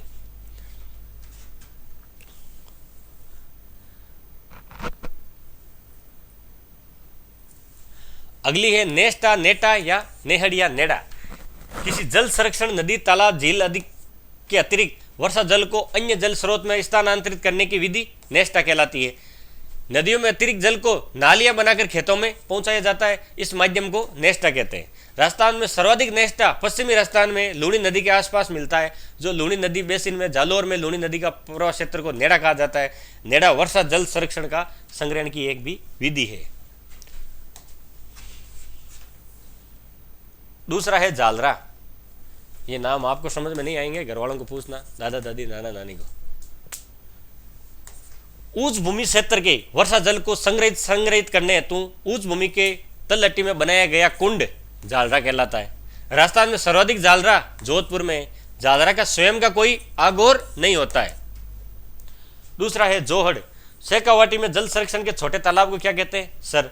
और शेखावाटी में चूरू, सीकर, झुंझुनू संग्रहण संरक्षण हेतु अंतःपर्वत क्षेत्र में बने गए कच्चे कुओं को जोहड़ कहते हैं, और छोटे तालाब को सर, और जो कच्चे कुएं होते हैं उनको जोहड़ कहते हैं। कहाँ पे? शेखावाटी में, सीकर, चूरू, झुंझुनू में। शेखावाटी क्षेत्र में पक्के कुओं को क्या कहते हैं? पक्के कुएं को नाड़ा कहते हैं, कच्चे कुएं को जोहड़ और छोटे तालाब को सर। ये पूछा गया है निम्न में से जोहर कहाँ पे कहते हैं, सर कहाँ पे कहते हैं, कौन सा क्षेत्र या इनका क्या रूप होता है। अगला है नाड़ी। छोटे तालाब व पोखर को नाड़ी कहा जाता है। राजस्थान में सर्वप्रथम नाड़ी का निर्माण महाराव जोधा ने करवाया था। नाड़ी का सर्वाधिक प्रचलन जोधपुर में, ये जोधपुर के राजा थे। अगला है टोबा। ये नाड़ी का बड़ा रूप है जो अधिक गहरा तथा ऊपर से चतुर्भुजाकार या वर्गाकार इस तरह से होता है। कुई या बेरी। ये तालाब व झीलों के आसपास 10-12 मीटर गहरा मतलब खड्डा होता है, जिसमें तालाब झील के जल का रिसाव होता है, उसे कुई या बेरी कहा जाता है। ये नाम तो पता ही होगा आपको। अगला है टांका। घरों में जल संरक्षण हेतु निर्मित कुंड टांका या हौज कहलाता है। राजस्थान में परंपरागत जल संरक्षण विधियों में सर्वाधिक प्रचलित विधि कौन सी है? जिले।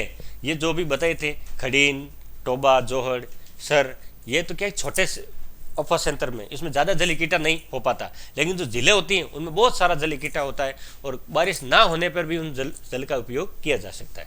तो जिले अब कौन कौन सी है? सबसे प्रथम 2 जिले होती है, खारे पानी की और मीठे पानी की।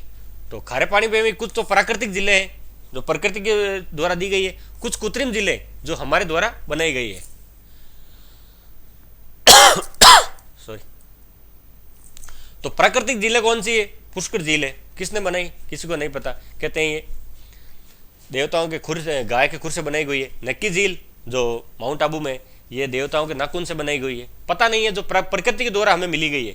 कोलाई झील, गजनेर झील बीकानेर में, तलवाड़ा, तालसापर, गेब सागर, कनक सागर, ये जिले वो है जो प्राकृतिक जिले हैं। और कुछ जिले कृत्रिम जिले, एक तो जयसमंद झील है, राजसमंद, पिछोला, फतेह सागर, उदय सागर, ये उदयपुर में, ये सारी, और आना सागर ये अजमेर में, फौज सागर अजमेर में, कायलाना जोधपुर में, सिलीसेड अलवर में, ये वो जिले हैं जो प्राकृतिक है और ये वो है जो कृत्रिम है।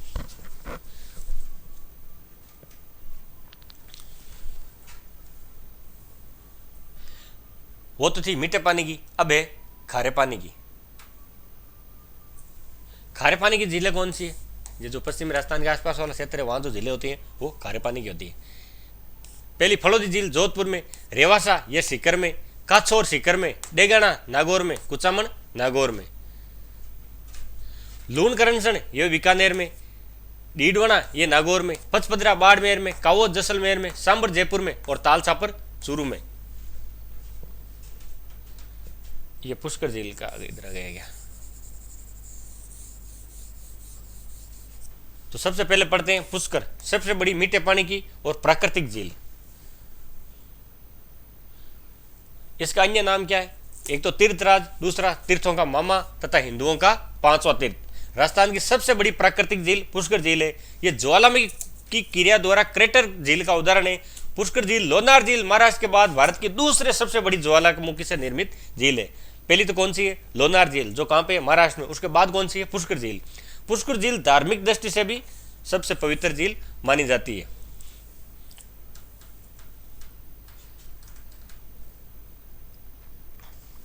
इसके किनारे वेदों को लिपिबद्ध किया गया तथा यहीं इसी झील के किनारे ही महाभारत की रचना की गई। महाभारत युद्ध के दौरान कौरव पांडवों का मिलन भी कहाँ हुआ? पुष्कर झील के किनारे। विश्वामित्र की तपस्या मेनका द्वारा पुष्कर झील के किनारे ही भंग की गई थी। पुष्कर झील के किनारे कितने घाट है? 52 घाट, जिसमें जनाना घाट और गांधी घाट सर्वाधिक प्रसिद्ध है। पुष्कर झील के पास ही ब्रह्मा जी का मंदिर है, विश्व का एकमात्र है। वैसे एक और है आशोतराम, तथा सबसे बड़ा यही है। सावित्री जी का मंदिर, यह भी इसी झील के किनारे। रमा बैंकुटेश्वर मंदिर, भरतहृद की गुफा और कणु मुनि का आश्रम, ये सारे पुष्कर झील के किनारे स्थित है। इस झील के किनारे कार्तिक पूर्णिमा को विशाल मेला भरता है, जो पुष्कर का सबसे बड़ा पशु मेला और रंग बिरंगा मेला भी कहते हैं, जिसे रंगीला मेला तथा कार्तिक मेला या गुब्बारों का मेला भी कहते हैं। इस झील की स्वच्छता हेतु 1997 में कनाडा के सहयोग से पुष्कर गैप परियोजना चलाई गई है। राष्ट्रीय झील संरक्षण कार्यक्रम अंतर्गत भी यह झील शामिल है, जो कि वन एवं पर्यावरण मंत्रालय, भारत सरकार द्वारा झीलों के पुनरुद्धार, सौंदर्यीकरण, संरक्षण तथा जल की गुणवत्ता बढ़ाने हेतु संचालित किया जा रहा है। पुष्कर झील सहित राजस्थान की 6 झीलें शामिल है। ये झील कनाडा के सहयोग से एक पुष्कर गेप परियोजना चलाई जा रही है। और राष्ट्रीय झील संरक्षण कार्यक्रम जो 2001 में भारत सरकार द्वारा वन एवं पर्यावरण मंत्रालय द्वारा चलाया गया था, उनका काम क्या था कि झील का पुनरुद्धार, कहीं से टूटी फूटी है तो उनका संरक्षण, सुंदर बनाना, आसपास गंदगी ना रखे तथा जल की गुणवत्ता बढ़ाने हेतु संचालित किया जा रहा है। इसमें पुष्कर सहित राजस्थान की कुल 6 जिले शामिल है, जिसमें पुष्कर तो है ही। दूसरी नक्की झील, कहाँ पे? माउंट आबू, सिरोही में। राजस्थान की सबसे ऊंचाई पे स्थित झील। राजस्थान का सबसे ऊंचा पठार कौन सा है? उड़िया का पठार। उड़िया का पठार कहाँ है? सिरोही में। सबसे ऊंची पर्वतमाला कौन सी है? चोटी कौन सी है? गुरु शिखर। गुरु शिखर कहाँ है? वो भी सिरोही में। और सबसे जो ऊपर पर्वत पर जो झील स्थित है वो है नक्की झील। ये भी कहाँ है? माउंट आबू, सिरोही में। ये उड़िया के पठार पर स्थित सबसे ऊंची मीठे पानी की झील है, प्राकृतिक झील है। ये ज्वालामुखी क्रिया से निर्मित क्रेटर झील का उदाहरण है। नक्की झील में क्या है? Toad rock. टोड रॉक क्या होता है? मेंढक के आकार की एक चट्टान है। और तथा नंद रॉक यानी घुंघट काटी हुई महिला के समान एक आकृति की एक चट्टान है जो सर्वाधिक प्रसिद्ध है। वहां पे सैलानी जो घूमते रॉक हुआ नंद रॉक। नक्की झील के बारे में कहा जाता है कि इसका निर्माण देवताओं के नाखून से किया गया था। नाखून मतलब खोद के किया गया था। तथा नक्की झील को ग्रासीय जनजाति सबसे पवित्र मानी जाती है। ग्रासीय जनजाति में सबसे पवित्र झील कौन सी है? वो है नक्की झील, जहां पे अस्थियों का विसर्जन भी करते हैं। ग्रासीय जनजाति सबसे ज्यादा उदयपुर, सिरोही में पाई जाती है। पाई जाती क्या रहते हैं?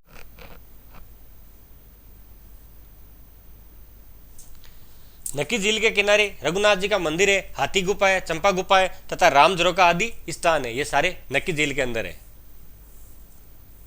अगली है कोलाई झील, जो कहां पे है? बाड़मेर में, बीकानेर में। यह कार्तिक पूर्णिमा कोलाई झील के किनारे कपिल मुनि का प्रसिद्ध मेला बढ़ता है। यह कब बढ़ता है? कार्तिक पूर्णिमा को। एक और मेला भी बढ़ता है, बताया था। कौन सा मेला कार्तिक पूर्णिमा को बढ़ता है? पुष्कर मेला। वो भी कार्तिक पूर्णिमा को ही बढ़ता है। यहाँ पीपल के वृक्षों की अधिकता के कारण इसे शुष्क मरुस्थल का सुंदर मरु उद्यान भी कहते हैं। अगली है गजनेर झील। ये वही गजनेर झील है जिसे दर्पण झील भी कहते हैं। ये बीकानेर में ये एकमात्र झील है जो दर्पण यानी कांच के समान प्रतीत होती है। प्रतिबिंब में गजनेर महल दिखाई देता है। झील जो कोई कई झील ऐसे होते हैं, जैसे अमृतसर का स्वर्ण मंदिर है, वो देखा होगा आपने कहीं, तो देखते हैं तो उसमें जो बीच में जो पानी का जो सरोवर बना हुआ है कुंड, उस कुंड में पूरा का पूरा स्वर्ण मंदिर दिखता है। वैसे ही गजनेर जो महल है वो उस झील में दिखता है, इसलिए इसको दर्पण झील कहते हैं। गजनेर झील के पास ही गजनेर अभ्यारण्य है, जो वहां का बटबड़ पक्षी प्रसिद्ध है। और कौन सी झील है? तलवाड़ा झील। ये कहाँ पे भाई? ये हनुमानगढ़ में। तालछापर झील, ये कहाँ पे? ये चूरू में, जहाँ तालछापर अभ्यारण्य बना हुआ है। नवलखा झील, ये बूंदी में। दुगारी या कनक सागर, ये भी बूंदी में। गेप सागर डूंगरपुर में। मानसरोवर झालावाड़ में। कोडिला झालावाड़ में। पीतमपुरी सीकर में। ये वो जिले हैं जिनका नाम याद रखना है, कौन सी झील किस जिले में स्थित है।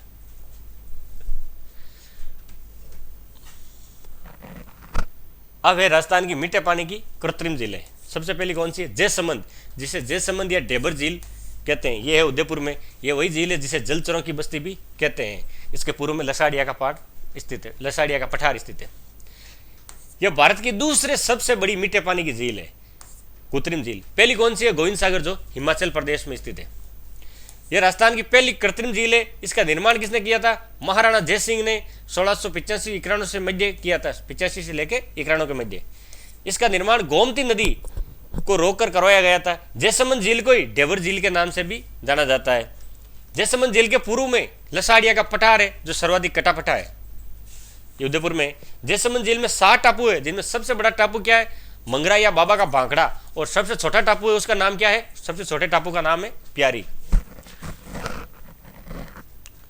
जयसमंद झील के पास ही रूटी रानी का महल, चित्रित हवा महल, हाथी की पत्थर की मूर्ति। ये जयसमंद झील से श्यामपुर तथा भाट नामक 2 नहरें निकाली गई है। 2 नहरें निकाली गई है। कहां से? जयसमंद झील से। एक नहर का नाम है श्यामपुर, दूसरी का नाम है भाट। इनमें जो 7 बड़े टापू है, जो सबसे बड़ा टापू है उसका नाम है बाबा का भांकड़ा, और जो सबसे छोटा टापू है उसका नाम है प्यारी। ये जयसमंद झील, इनके उपनाम क्या है? एक तो जलचरों की बस्ती है, इस झील को डेबर झील कहते हैं, और इसके पूर्व में लसाड़िया का पठार भी स्थित है। ये सबसे बड़ी कृत्रिम झील है राजस्थान की मीठी। अगली है राजसमंद झील। ये कहाँ पे है भाई? ये राजसमंद में स्थित है। राजसमंद झील का निर्माण किसने करवाया था? सॉरी, महाराणा राज सिंह हुए थे ना, उन्होंने 1662 में कांकरोली नाथ द्वारा में गोमती ताल तथा केलवा नदी के पानी को रोककर करवाया था। 3-4 नदियों के पानी को रोककर करवाया गया था। तथा यहाँ घेवर माता द्वारा नींव रखी जाने के कारण राजसमंद झील के किनारे घेवर माता है। यह घेवर माता एक सती हुई थी, वहां का मंदिर है। इसी झील के किनारे 9 चौकी पाल है। इस झील के किनारे 9 चौकी पाल विश्व की सबसे बड़ी प्रशस्ति जो कौन सी है? राज प्रशस्ति 25 शिलालेखों पर संस्कृत भाषा में उत्कीर्ण है। राज प्रशस्ति कहाँ है? राजसमंद में। कहाँ पे? किस भाषा में उत्कीर्ण है? किस भाषा में लिखी गई है? संस्कृत भाषा में। राज प्रशस्ति जिसके लेखक कौन है? रणछोड़ भट्ट है। राज प्रशस्ति में मुगल और मेवाड़ की जो संधि हुई ना, उसका उल्लेख है। ये इतिहास में पढ़ेंगे।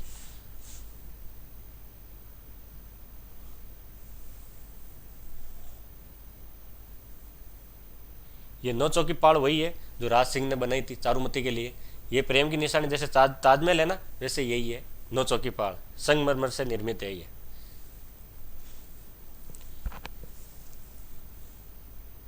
अगली है पिछोला झील। पिछोला झील कहाँ पे? उदयपुर में। पिछोला झील का निर्माण किसने करवाया था? महाराणा लाखा के समय पिच्छू बिंजारे ने करवाया था। पिछोला गांव में करवाया था। पिछोला झील में सिसरमा नदी का जल आता है। पिछोला झील में 2 महल है, एक तो जग मंदिर महल, दूसरा जग निवास महल। ये कहाँ पे? पिछोला झील में। पूछा भी गया है जग मंदिर और जग निवास महल कौन सी झील में है? तो जयसंबंध और राजसमंद नहीं है, पिछोला है, याद रखना। अगली है फतेहसागर झील। यह भी कहाँ है? यह भी उदयपुर में, इसलिए तो उदयपुर को झीलों की नगरी कहते हैं। फतेहसागर झील का निर्माण महाराणा जयसिंह द्वारा देवली तालाब के रूप में करवाया गया था। महाराणा फतेह सिंह द्वारा इसका पुनर्निर्माण करवाया गया था। फतेहसागर झील की नींव अंग्रेज अधिकारी ड्यूक ऑफ कनॉट द्वारा रखी गई। यह नाम याद रखना, इसकी नींव किसने रखी? Duke of Connaught. इसलिए फतेहसागर पर बने बांध का नाम कनॉट बांध रखा है। कनॉट कौन था? एक अंग्रेज अधिकारी था। फतेहसागर के सबसे बड़े टापू पर नेहरू उद्यान तथा सौर वेधशाला तथा सबसे छोटे टापू पर जेंट माउंटेन स्थित है। भारत की सबसे बड़ी सौर वेधशाला फतेहसागर झील में लगी हुई है। पूछा भी गया है सबसे बड़ी सौर वेधशाला कहाँ है? वो फतेहसागर झील में। कहाँ पे? उदयपुर में। फतेहसागर झील को पिछोला झील से स्वरूप सागर नहर को जोड़ती है, जिस पर नटनी का चबूतरा है। जग निवास जग मंदिर महल वो है पिछोला झील पे। फतेहसागर तथा सबसे बड़ी सौर वेधशाला कहाँ है? वो भी फतेहसागर में ही है। अगली है आना सागर झील। ये कहाँ पे भाई? ये तो अजमेर में। इसका निर्माण चौहान शासक था अर्णोराज, उनके द्वारा करवाया गया तथा तुर्कों सेना से रक्त से रंगी तुर्की सेना के रक्त से रंगी धरती हेतु करवाया गया, ताकि मतलब उस धरती को खून से धोना है। जहांगीर ने आना सागर झील के किनारे दौलत बाग बनाया, जिसे वर्तमान में सुभाष उद्यान के नाम से जाना जाता है। तथा यहाँ जहांगीर ने टॉमस रो, अंग्रेज अधिकारी था, उनसे मुलाकात की थी।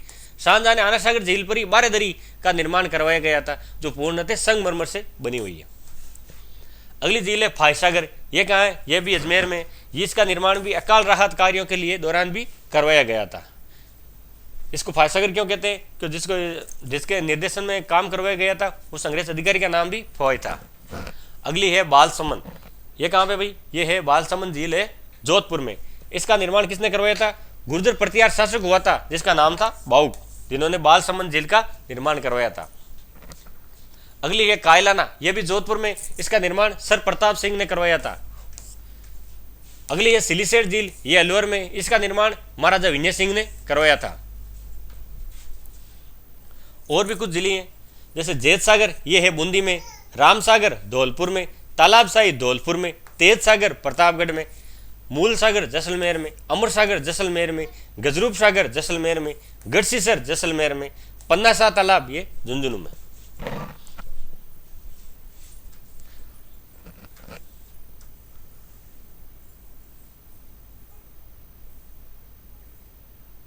अब है राजस्थान की खारे पानी की झीलें। ये झीलें और तालाब पड़े थे वो मीठे पानी के थे। अब है खारे पानी के। खारे पानी की झीलें कौन सी है? पश्चिमी राजस्थान मुख्यतः जो झीलें पाई जाती है वो खारे पानी की है, क्योंकि यहाँ पे 33 सागर का अवशेष होने के कारण जो झीलें नदियाँ जो भी वो खारे पानी की है। पहली है कावो झील, ये जैसलमेर में। लूणकरणसण ये बीकानेर में। और डीडवाना ये नागौर में। इस डीडवाना झील के बारे में कुछ खास बातें क्या है? ये नमक में सोडियम सल्फेट ज्यादा पाया जाता है डीडवाना झील में, तथा इस झील का नमक खाने योग्य नहीं होता, तथा इस झील का नमक कपड़ा चमड़ा उद्योग तथा रंगाई सफाई उद्योग के काम आता है, खाने के काम नहीं आता। राजस्थान सरकार द्वारा डीडवाना में सोडियम सल्फेट बनाने का कारखाना लगाया गया है, जिसका उपयोग कृत्रिम कागज बनाने में काम में लिया जाता है। दूसरी है पदपदरा झील। ये कहाँ पे? बाड़मेर में। इस झील का नमक सर्वाधिक खाने योग्य होता है तथा इसे NaCl मतलब नमक की मात्रा 98% होती है और 2% आयोडीन पाया जाता है। इस झील में नमक उत्पादन किया जाता है। खारवाल जाति के लोग होते हैं ना, वो मोरली झाड़ी एक पद्धति होती है जिसके द्वारा नमक तैयार करते हैं। अगली झील है सांबर झील। ये कहाँ पे? ये जयपुर जिले में। ये भारत की सबसे बड़ी आंतरिक नमक उत्पाद झील है। ये भारत के कुल नमक का 8.7% नमक उत्पादन करती है। कौन सी? सांबर झील। सांबर झील में शैवाल बैक्टीरिया पाया जाता है जिसका उपयोग नाइट्रोजन युक्त खाद बनाने में काम में लिया जाता है। सांबर झील का निर्माण शाकंभरी चौहानों के शासक वासुदेव चौहान ने 1551 ईस्वी में करवाया था। ये वही सांबर झील है जिसके किनारे शाकंभरी माता का मंदिर स्थित है, जो चौहानों की कुल देवी थी। ये सांबर झील जो है वो रामसर साइट में स्थित है। राजस्थान में 2 जगह है रामसर साइट, एक तो सांबर, दूसरा है केवला देव। ये रामसर साइट में शामिल है। सांबर झील 3 जिलों के अंतर्गत आती है, जयपुर, नागौर और अजमेर। राजस्थान का सबसे निम्नतम बिंदु है, सबसे नीचा स्थान है वो सांबर झील का है। सांबर झील में नमक क्यार पत्ती से निकाला जाता है। जो नमक निकालने की पत्ती है उनको क्यारे या क्यार कहते हैं, और जो पचपदरा में निकालते हैं उनको मोरली झाड़ी कहते हैं। 1960 में राजस्थान सरकार द्वारा सांबर साल्ट लिमिटेड की स्थापना की गई थी सांबर झील के पास। वर्ष 1964 में यह भारत सरकार के अधीन आ गई और इसका नाम हिंदुस्तान सांबर साल्ट लिमिटेड कर दिया गया। पहले इसका नाम क्या था? सांबर साल्ट लिमिटेड, जो राजस्थान सरकार द्वारा था, और हिंदुस्तान 64 में इसका नाम कर दिया था सांबर साल्ट लिमिटेड। सांबर झील में उत्तरी एशिया में पक्षी आते हैं जिन्हें फ्लेमिंगो कहते हैं, प्रवासी पक्षी जिसे कहते हैं। हाल ही में ये पिछली घटना है जहाँ फ्लेमिंगो पक्षी मर गए थे किन्हीं कारणों से। सांबर झील की लंबाई 32 किलोमीटर तथा चौड़ाई 12 किलोमीटर है। और कुछ परंपरागत जल संरक्षण की विधियों के अंदर आता है तालाब। राजस्थान में प्राचीन समय से तालाबों का प्रचलन होता रहा है। किस लिए होता है? जल संरक्षण हेतु। ग्रामीण क्षेत्रों में जल संरक्षण हेतु जल को निचले गर्त में एक सिरे पर बांध अथवा दीवार बनाकर पानी को एकत्र कर लिया जाता है, वो तालाब कहलाता है। तालाब देखा ही होगा गांव में, गोल गोल होते हैं, गांव से काफ़ी दूर होते हैं, जहाँ सारा गांव का पानी इकट्ठा होकर यहाँ जमा हो जाता है, जो एक खड्डा बना दिया जाता है, उसे ही तालाब कहते हैं। कुछ स्थानों पर प्राकृतिक गर्तों में पानी एकत्र हो जाने से वो सौते तालाब का रूप ले लेते हैं और कुछ तालाब बनाए जाते हैं जैसे नरेगा कार्यों के अंतर्गत। राजस्थान में सामान्यतः दक्षिणी और दक्षिणी पूर्वी जिलों में तालाब की संख्या सर्वाधिक है। दक्षिण के साइड में तालाबों से सर्वाधिक सिंचाई उदयपुर रीजन में होती है। दक्षिण राजस्थान में सिंचाई तालाबों द्वारा भीलवाड़ा, उदयपुर, डूंगरपुर, बांसवाड़ा में होती है। तालाबों द्वारा न्यूनतम सिंचाई जैसलमेर, बीकानेर, बाड़मेर तथा पश्चिमी राजस्थान क्षेत्र में होती है। जब पानी है ही नहीं, तालाब ही नहीं, तो पश्चिमी राजस्थान वाले कहाँ से सिंचाई करेंगे? इनका सिंचाई का मुख्य साधन है इंदिरा गांधी नहर। अब कुछ राजस्थान के प्रमुख तालाब। गढ़सीसर तालाब कहाँ है? जैसलमेर में। बारेटा तालाब भरतपुर में, बंद बारेटा। एडवर्ड सागर डूंगरपुर में। कीर्ति मोरी बूंदी में। हिंडोली तालाब बूंदी में। तेज सागर प्रतापगढ़ में। मुरलिया तालाब चित्तौड़गढ़ में। वानकिया तालाब चित्तौड़। सोनापानी तालाब चित्तौड़। पद्मिनी तालाब चित्तौड़। सरेरी भीलवाड़ा। बड़ी तालाब उदयपुर। पन्ने सागर तालाब झुंझुनू। तालाब शाही धौलपुर। लखोटिया तालाब पाली में। काला सागर और सुख सागर ये दोनों ही है सवाई माधोपुर में।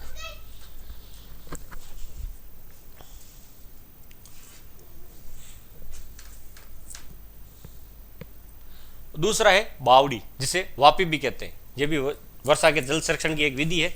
वैसे कुछ प्रमुख बावड़ियाँ हैं, वो कला संस्कृति के जो प्रमुख टॉपिक है ना बावड़ियाँ, उनमें पढ़ेंगे। जैसे इसमें विस्तार से पढ़ेंगे जो काफ़ी लंबा टॉपिक हो जाएगा। राजस्थान में बावड़ियों का निर्माण प्राचीन काल से किया जा रहा है। ये एक जल कुंड होता है जिसमें जल की सतह तक जाने के लिए चारों ओर सीढ़ियाँ बनी होती है। तालाब और बावड़ी में फर्क क्या होता है? तालाब वो इनके आसपास मतलब कुछ वो होती नहीं है चढ़ने उतरने के लिए सीढ़ियाँ, और बावड़ी का निर्माण पक्के पत्थरों से निर्माण किया जाता है। बनाने का निर्माण का उद्देश्य क्या होता है? जल का संरक्षण और पुण्य प्राप्ति। तो बावड़ी बनाएंगे, लोग आएंगे, जल पानी पिएंगे, तो जल पीता है। पश्चिम राजस्थान बावड़ियाँ होती नहीं, तो जो सबसे बड़ा पुण्य का काम होता है वो जल का ही होता है। अनेक राजाओं ने अपने महलों और विभिन्न स्थानों पर सुंदर बावड़ियों का निर्माण करवाया है, जो बड़ी कलात्मक और कारीगरी दिखाई हुई होती है उनमें। शेखावाटी की बावड़ियाँ, बूंदी की बावड़ियाँ, अब अनेरी दौसा की चांद बावड़ी अपनी स्थापत्य कला के लिए प्रसिद्ध। एक तो रेन वाटर हार्वेस्टिंग, जिससे वर्षा जल संरक्षण भी करते हैं। वर्षा जल संग्रहण की सबसे आधुनिक विधि है। राज्य में जल की कमी को देखते हुए राज्य सरकार ने वर्षा जल संग्रहण हेतु 300 स्क्वायर फुट में से अधिक आवास परिसर, संस्थान, प्रतिष्ठान, होटल आदि पर सिस्टम को लगाना अनिवार्य कर दिया। जहां बड़ी जगह जो 350 स्क्वायर फुट से ज़्यादा का जो भी जगह हैं, स्कूल, कॉलेज, हॉस्टल, प्रतिष्ठान, जो मतलब कुछ भी होटल वगैरह, वहाँ पे ये लगाना जरूरी है ताकि वर्षा का जल एकत्र हो जाए। रेन वाटर हार्वेस्टिंग का द्वारा निम्नलिखित प्रकार से वर्षा के जल का संचयन किया जाता है। कौन सा है? वर्षा के जल को सीधे जमीन से उतारना, खाई बनाकर रिचार्जिंग करना, कुएं में पानी उतारना, ट्यूबवेल में पानी उतारना तथा टैंक में पानी जमा करना। ये आधुनिक विधियां हैं।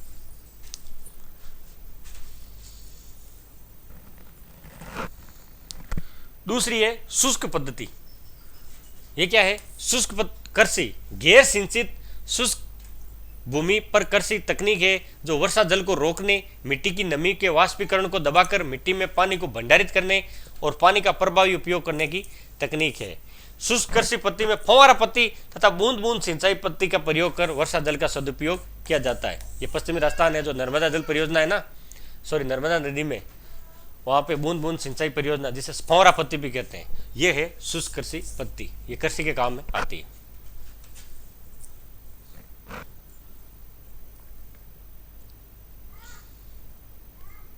ये लो भाई, ये राजस्थान का अफवाह तंत्र कंप्लीट हो गया, जिसे नदियाँ, झीलें, नहर, नाले, खाले सारे कंप्लीट हो गए, तालाब वगैरह। तो आज की क्लास अच्छी लगी हो तो लाइक, शेयर एंड सब्सक्राइब जरूर कीजिए और बेल आइकन जरूर दबाएं ताकि वीडियो की हर नोटिफिकेशन सबसे पहले आपके पास पहुंचे। जैसे अगली क्लास अपलोड होती है उसकी सूचना आपको मिल जाती है। तो आज की क्लास समाप्त करते हैं। जय हिंद, जय भारत, जय जय राजस्थान। नमस्कार।